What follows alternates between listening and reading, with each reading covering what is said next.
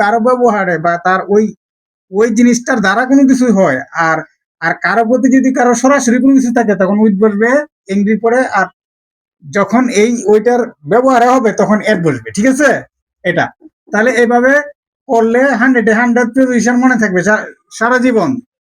আসসালামু আলাইকুম my dear learners, now I am presenting an exciting class today.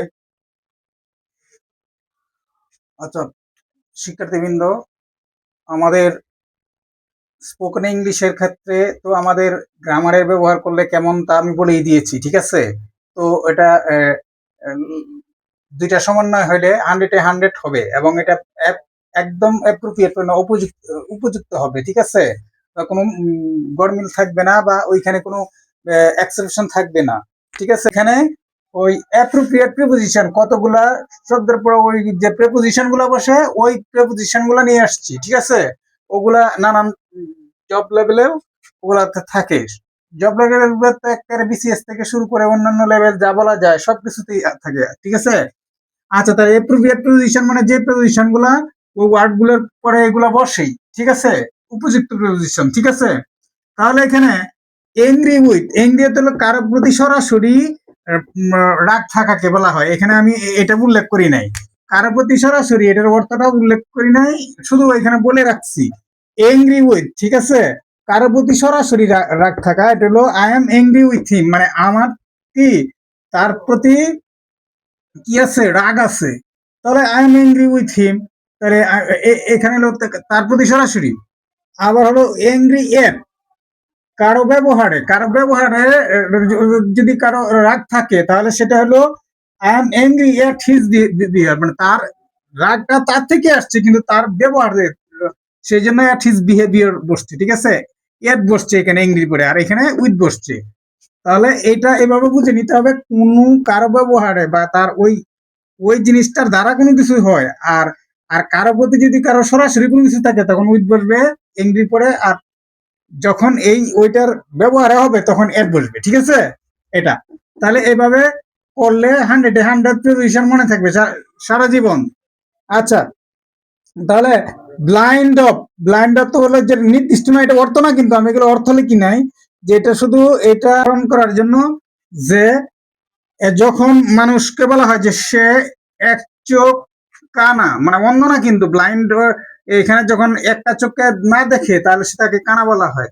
সে এক চোখ কানা বা রহিম এক চোখ না, Rahim is blind of one eye, তাহলে ব্লাইন্ডের পরে অফ বসছে, এটা নির্দিষ্ট না কোন চক্ষুটা তার কানা সেটা বলা হয় না, এখানে ব্লাইন্ডের পরে অফ বসেছে তাই। ঠিক আছে, তাহলে ব্লাইন্ডের পরে অফ বসেছে। আর সেরকম ভাবে যখন নির্দিষ্ট থাকবে, যে এখানে নির্দিষ্ট থাকবে ব্লাইন্ড ইন, কোন ব্লাইন্ড ইন হলো কোন নির্দিষ্ট চক্ষুর যদি তার কানা থাকে তাহলে সেটা তখন সেই ক্ষেত্রে ব্লাইন্ড ইন বসে, যেমন he is blind in the left I, বাম চক্ষুতে সে কানা। ঠিক আছে, এখানে চক্ষুটা উল্লেখ করা হয়েছে কোথায়, কোন চক্ষু, মানে এই চক্ষুর মধ্যেই তার দৃষ্টিশক্তি নাই, এই জন্য আবার ইন বসছে, এভাবে মনে রাখা যায়। ঠিক আছে, আচ্ছা আর এখানে হলো ব্লাইন্ডের পরে অফ বসছে তার ওই ওবের, মানে ওই যে কোনো একটা চক্ষুর থেকে সে কানা। ঠিক আছে, আচ্ছা তাহলে এখানে ব্লাইন্ড টু, ব্লাইন্ড টু হলো মানসিক বা নৈতিক, এখানে অন্ধ। ঠিক আছে, বা কানা বলা হয়। ঠিক আছে, ব্লাইন্ড টু। ঠিক আছে, মানসিক বা নৈতিক। আচ্ছা তাহলে এখানে যদি বলে মানসিক বা নৈতিক, এখানে কিন্তু আমি পুরো অর্থ বলি না, এটা শুধু বুঝিয়ে দেওয়ার জন্য এখানে জিনিসটা টিপস হিসেবে রেখেছি। ঠিক আছে, তাহলে the old man is always blind to his sons fall, মানে বৃদ্ধ লোকটি সর্বদা কি তার ওই মানসিক বা নৈতিক দোষের প্রতি সে উদাসীন, বা এটা যে মানসিক বা নৈতিক দিক বুঝাচ্ছে এই বৃদ্ধ লোকটা। ঠিক আছে, তাহলে এখানে ব্লাইন্ডের পরে কি মানসিক বা নৈতিক, মানে সে দেখেও না দেখে, তাহলে এটা তো মানসিক ভাবে নৈতিক ভাবে তার অন্ধত্ব। ঠিক আছে, তখন অন্ধত্ব। ঠিক আছে, এটা তখন সেটা হলো ব্লাইন্ডের পরে টু, টু মানে কোনো একটা দিকে দিকে, তাহলে এটা ব্লাইন্ডের পরে টুই থাকবে, এনে ও ইন বসাইলে আর ওইটা মানসিক নৈতিক বা উন্নতির নৈতিকতা বোতাম বোঝাবে না, যখন টু বসাবে তখন ওই দিকে ওই বিষয়টার প্রতি। ঠিক আছে, তার দোষের প্রতি এরকম বোঝাবে। আচ্ছা, তারপরে কম্পেয়ার উইথ অর্থ হলো বাস্তব বা সমজাতীয় জিনিসের ক্ষেত্রে যদি আমরা ওইটা সমজাতীয় জিনিসের ক্ষেত্রে আমরা ওই তুলনা করি, তাহলে কম্পেয়ার অর্থ তুলনা করা। তাহলে এখানে আমরা বলতেছি Nazrul is compared with Shelley. Nazrul মানুষ, আবার শেলিও কি একজন মানুষ বা কবি। তাহলে নজরুলকে শেলির সাথে কি, নজরুলকে শেলির সাথে তুলনা করা হয়, তাহলে এখানে উইথ বসবে, কারণ সাথে একই সমজাতীয় একই সমজাতীয় জিনিসের সাথে সমজাতীয় জিনিস থাকে, এই হিসাবে মনে রাখবেন। তাহলে তাহলে কম্পেয়ার উইথ হয়, ঠিক আছে। কম্পেয়ারের সাথে উইথ উইথ বসলে একই সমজাতীয় জিনিস বসবে, ঠিক আছে। আচ্ছা, তারপরে কম্পেয়ার টু হলো অবাস্তব বা কাল্পনিক। তার কম্পেয়ার টু হলো অবাস্তব বা কাল্পনিক হইলে, এটা জিনিসটা অবাস্তব বা কাল্পনিক হইলে তাহলে যেমন হয় life is compare to a dream.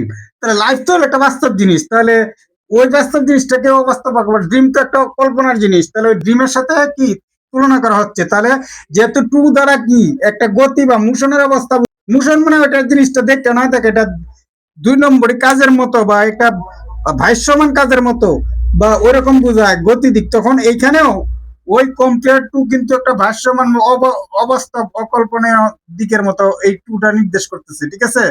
এটা অবাস্তব বা কাল্পনিক, আপনারা ভালো করে দেখে নেবেন ওইটার অর্থটা মিলিয়ে। আমি হয়তো এখন প্রেজেন্টেশনটা যেভাবে চাইছিলাম ওইরকম হচ্ছে না, কিন্তু আপনারা 100 ভাবে করে নেবেন, বারবার দেখবেন ওই জিনিসটা, ভিডিওটা। আচ্ছা, তাহলে ওই ভিডিওটা, আচ্ছা, ডিএল ইন অর্থ ব্যবসা করা। এখানে আমি ব্যবসা শুধু লেখা রাখছি, কিন্তু ডিএল ইন অর্থ হলো ব্যবসা করা। তাহলে রাকিব ডিএলস ইন রাইস, মানে ডিএল মানে ওই ব্যবসার মধ্যে কি, ব্যবসার মধ্যে অনেক কিছু থাকে, যা কিছু নিয়ে ওই মধ্যের মধ্যে থাকে। তাহলে এই যে ডিএলস এর পরে ইন থাকলে, ডিএল এর পরে ইন থাকলে ওইখানে ওইটা ব্যবসা করা অর্থ বোঝাবে। তাহলে এখানে কি, এখানে ইন ডিএল ইন রাইস রাখি, মানে এবার মনে রাখবেন যে ডিএলস এর পরে ইন থাকলে ওটা কি ব্যবসা করা হবে। এখানে যদিও করা উল্লেখ করা হয়নি, শুধু ব্যবসা হিন্স দিয়ে রাখছি। আর হিন্স পুরোপুরি উল্লেখ করার দরকার পড়ে না কোনো, যদি বুঝেন আপনারা ওই জিনিসটা, আর স্ক্রিনশট দিয়ে রেখে দিতে পারেন। তো আর এখানে ডিএল ডিএল উইথ হলো ব্যবহার বা মোকাবেলা। তাহলে ডিএল উইথ মোকাবেলা, তাহলে মোকাবেলা করা বা we must DL with the problem, মানে আমাদের ওই ওই সমস্যাটা কি মোকাবেলা করতে হবে। তাহলে ডিএল উইথ মানে কোন একটা বিষয় নিয়ে আমাদের মোকাবেলা করতে হবে, বিষয়ের সাথে বা ওই জিনিসটাকে নিয়ে, তখন এটাকে ডিএল ডিএল এর পরে তখন উইথ বসাবো, ঠিক আছে। তখন ডিএল উইথ দ্য প্রবলেম, ঠিক আছে। এখানে আশা করছি বুঝতে পারছেন। না বুঝতে পারলে আর আমার কার্সিভ রাইটিং এ লেখালেখি তো, না বুঝলে বলবেন, আর ওই যে মুখে বলতেছি এটাই মনে রাখবেন, ইয়ে করবেন। আর আপনারা 100 যেভাবে বুঝেন সেটা আমি ইয়ে করে দেবো। তখন আপনাদের জন্য একটা হোম টাস্ক, এখানে কি বসবে, উইথ বসবে না টু বসবে, সেটা আপনারা কমেন্টের মাধ্যমে জানাবেন, ঠিক আছে। অ্যাঙ্গার মানে রাগ কি কিসের সাথে তুলনা করা হয়, আগুনের সাথে, তাহলে এটা জানাবেন কমেন্টে।